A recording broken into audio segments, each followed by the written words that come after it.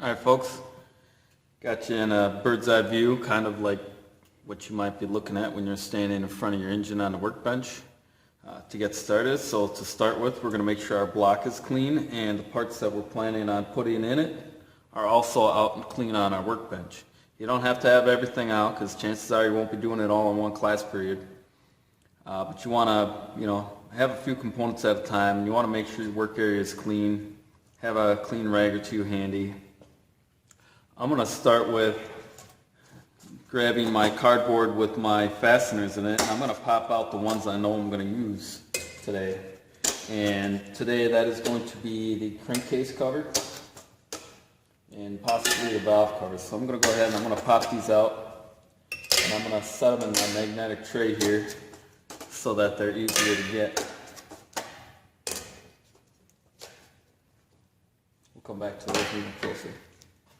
Okay, so first things first, we need to lubricate our crankshaft. So I got to grab my crankshaft here. This has to go in first because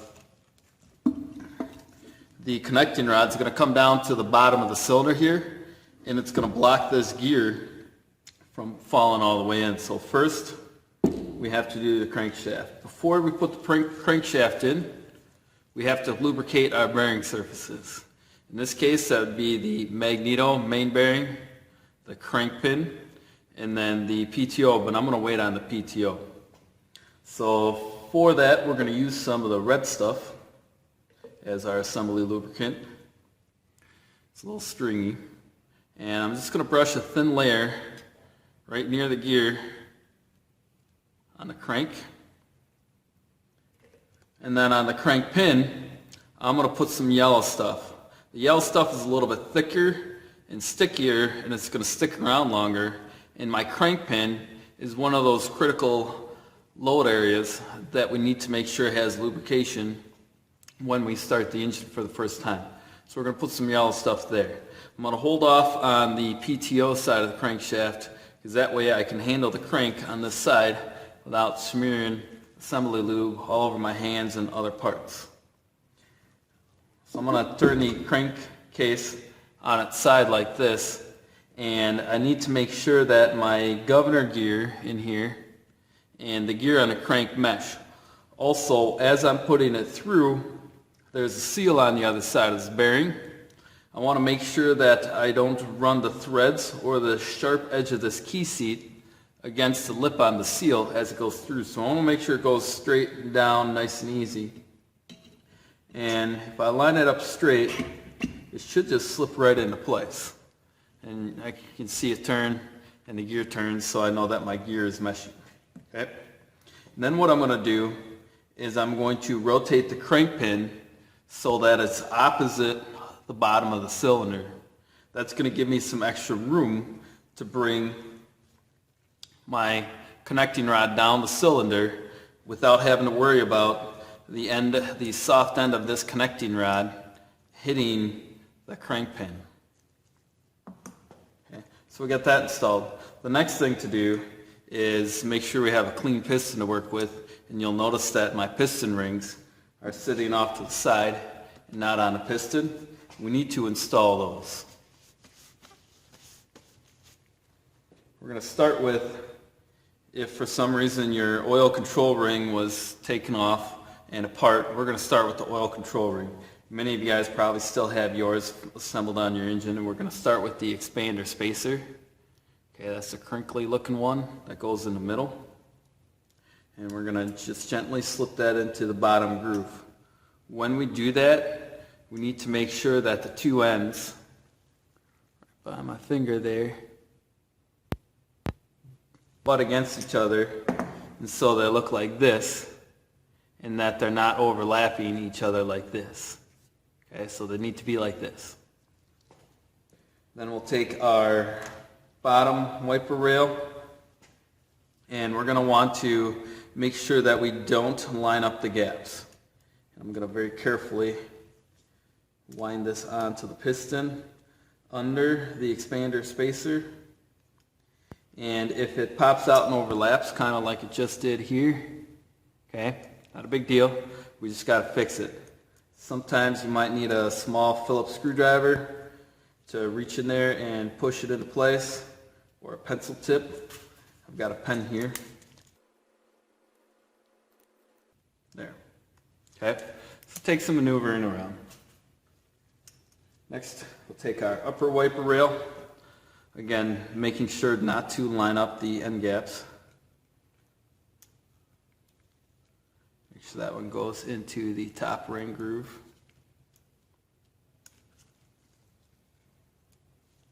Okay, like so. Give it a check. I'll give it a close look all the way around to make sure that everything is as it should be. If we don't get this right, this ring won't want to compress, and it'll give us problems when we go to try to put it into the cylinder. Okay, so we need to make sure we got this right, and it's best to do that right off the bat. Don't see any issues, so we're going to go ahead and we're going to move to the middle compression ring and / oil scraper. And so that's this one right here.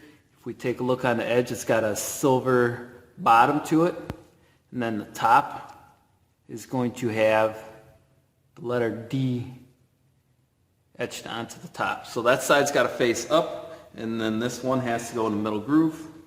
And to put this on, we're going to use our ring expanding pliers, which is what we should have used to take them off.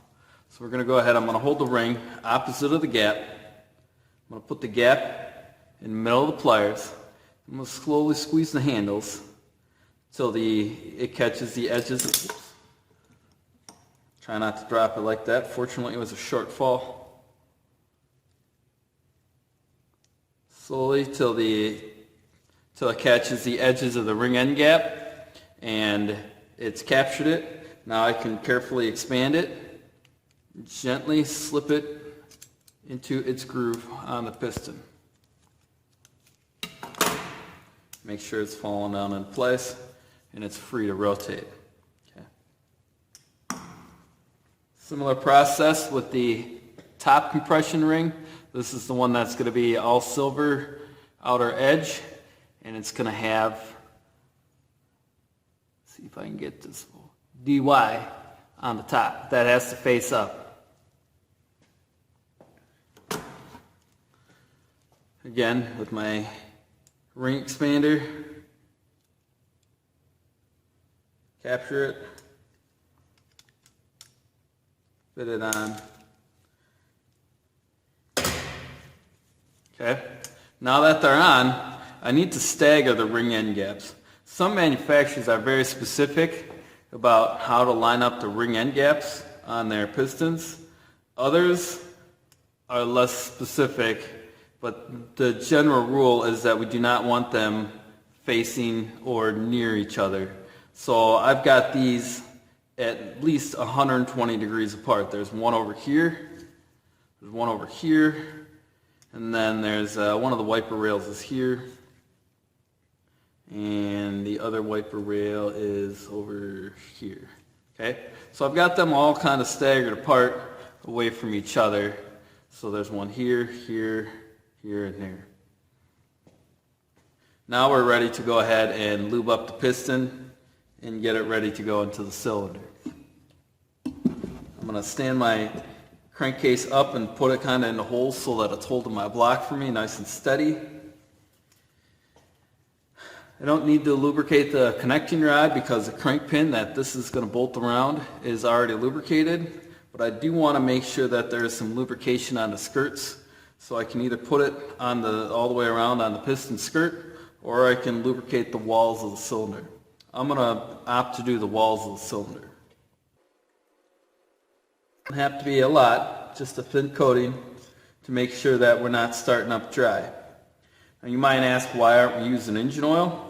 Well, because since we're not going to probably accomplish this whole thing in one day, I want to make sure that when we come back to it a few days, a week later, that there's still some lubrication there.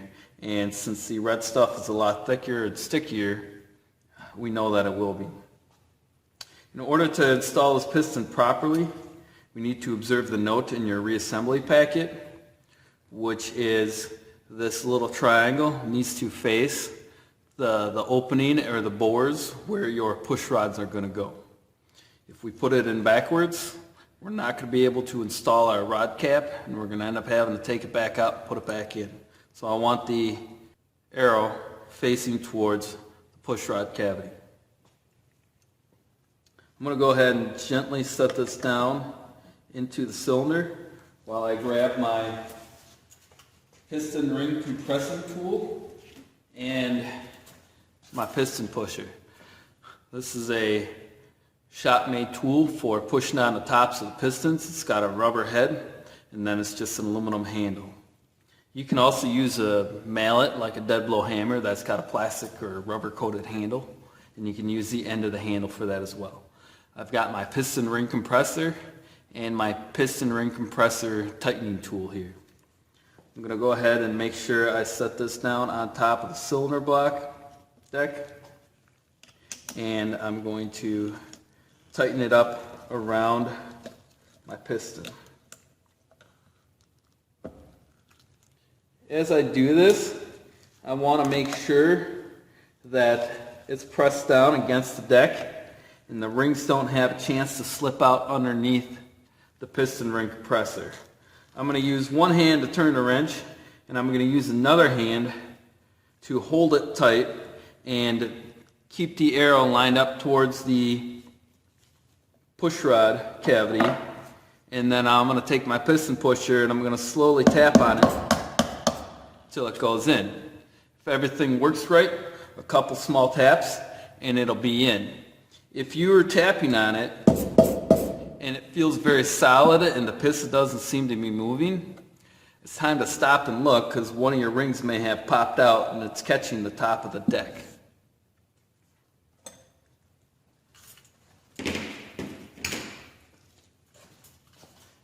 At this point, we're going to want to rotate the engine onto its side. We want to make sure not to squash the governor lever or hit the end of the crank on the workbench. That's why the nice holes here. I'm going to rotate my crankshaft and maneuver my connecting rod here so that I can see what's going on, and I'm going to push down on the top of my piston while making sure my connecting rod makes contact properly with the crank pin. Next is installation of the connecting rod cap. If you recall, the match mark on the connecting rod cap has to match up with the other half of that on the connecting rod. On this particular engine, the oil dipper is going to be facing down towards the bottom of the crank, and it's pretty much impossible to put this on backwards, assuming everything else is installed correctly. On other engines, that may not be the case. Sometimes these oil dippers bolt on instead of are cast as part of the cap, so you really have to be careful then. Our crank pin should already have some lubrication on it, so I just need to set this into place and finger tighten the bolts. So I got my bolts. They've already been cleaned and wiped and ready to go. Kind of tight space, so I have to run them in. I'm going to run them in as far as I can by hand, and then we'll come back and we'll torque them. So I get one down, and then I'm going to rotate the engine till I can get to the other. This is where the lubrication comes in as well, so we got lubricated surfaces while we're spinning things around. And I'm going to run this one in by hand as far as I can get it.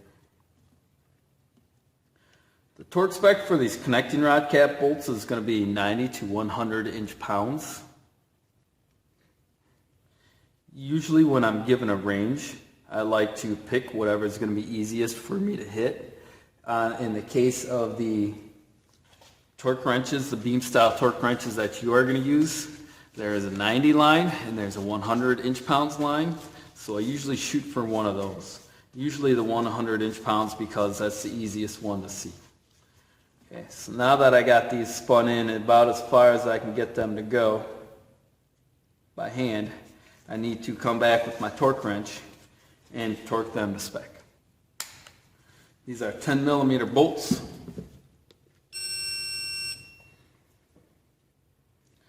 zero disc torque wrench. I'm going to rotate this so I have a convenient spot here to get my torque wrench in there.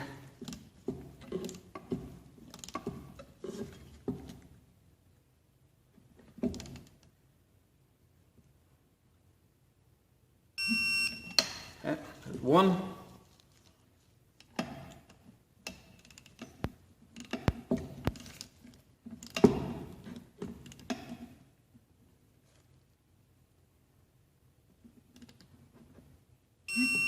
There's two. At this point, you should be at step 7, which is an instructor checkpoint. So you want to get it checked. I'm going to come over, I'm going to rotate it around, make sure everything spins freely and is clear and clean and ready for the next stage. Okay. Speaking of the next stage, step 8 is lubricate and install your tappets.